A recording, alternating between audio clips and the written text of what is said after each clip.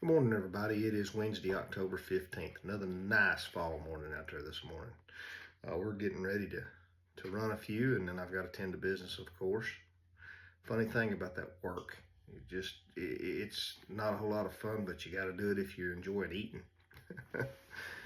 So do that, and then we're looking to enjoy a long weekend. So let's get into it.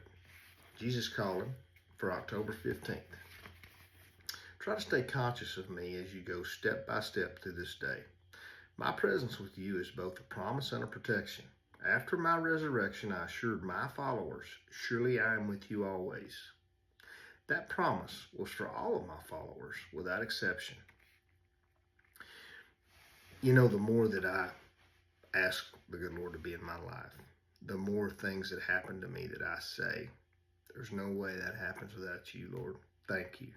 Thank you for that. Something that just out of the blue just completely is more than I could hope for as far as a blessing goes. And it's just amazing. I equate it to when I started wanting rope calves. My dad told me, he said, okay, son, here's what we'll do. You say you want a rope. Yes, sir, I do. Okay. For every ounce of effort you put in, your mother and I'll put in some effort too. You're going to lead this deal. And so the more I tied, the more I roped the dummy. You know, we got a horse. Then we got a little better horse. Built a makeshift arena in the back of a set of pens.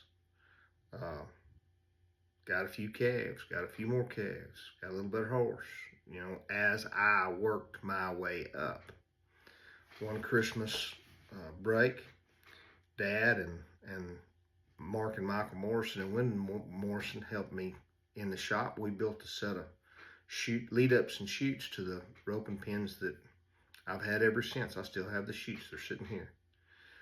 They were a gift that Dad built for me my Christmas break, my junior year in high school. But what it showed me was that if I was willing to put in the work, he was willing to help me. That seems to be a lot like the relationship I have with the good Lord. Now, I'm not leading it, but if I'll allow him into my life and allow him to lead me, if I'll put in the work, he'll put in his part and more and show me some results. And you hear people that are way further in their walk all the time. I hear them talk about fruit, show fruit. If you'll do the work and allow him in your life, God will show up. The promise of my presence is a powerful protection. As you journey through your life, there are numerous pitfalls along the way. Many voices clamor for your attention, enticing you to go their way. A few steps away from your true path are pits of self-pity and despair, plateaus of pride and self-will. If you take your eyes off me and follow another's way, you are in grave danger. Even well-meaning friends can lead you astray if you let them usurp my place in your life. The way to stay on the path of life is to keep your focus on me. Awareness of my presence is your best protection. Once you let him in your life, keep him in your life, work what he teaches you in your life. And you don't have to go through your day and everybody you meet over the head with a Bible. Just live it. Just live it. Make the correct choices and live it. People will ask you, what's changed in you? What's different about you? They'll want a piece of that. And it's funny because it's something that is so much better in your life than the chaos that the wrong choices will give you. That the human in us, I think, starts out wanting to protect it, want to keep it.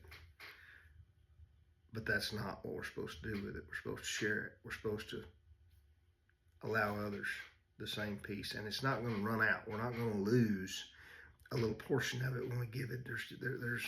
It's unending. There's more and more and more and more. And believe me, the more I relent, it's like roping them calves.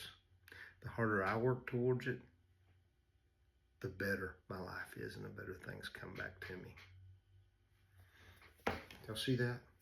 I wanted to mention, I think I'm going to have to file a lawsuit against Paunchy the Bulldog. We were fighting last night. She had me bleeding all over the place. Old men bleed bad. Let's do the scripture it gives for today's devotional. Matthew 28:20, Hebrews 12:1 and 2. And guys, I think it's a progressive thing to begin with. I think that's how a relationship with God got me hooked. Okay, if I would step this far, God would step this far. Well, maybe I'd step a little further. God would step a little further. And I've said it before. We went, I'd do a little bit, God do a little more. I'd do a little bit, God do a little more. Until one day he decided to really show up. And I don't know that there's a whole lot of people on here that know me well enough to know me close. But you're solid and faithful to me, I'm going to be solid and faithful to you. And God ain't never let me down. He won't you either. Your joy came first thing this morning. Put some love, some kindness, some forgiveness, some peace with it. Take it through your day. Lord knows you're going to need it. But you're liable to bump into some people that need it too. Share it with them. And guys, you may be the only Bible a person ever reads, so represent. Y'all have a great day.